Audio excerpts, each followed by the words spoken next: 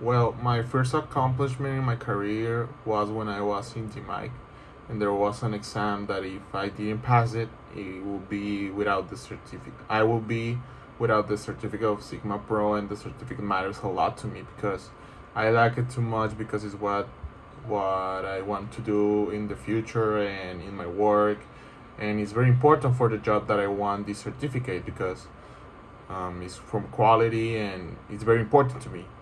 Then the semester started very difficult because I had a teacher that was very strict and he put it a lot of homeworks, activities, etc. And we came from a quality Mara as a Sigma Pro that we didn't learn the things that we had to learn, and it started all over because we didn't know a lot of the stuff of this topic, and is when he started to get used to the kind of lessons of being very strict with all of the works that we had.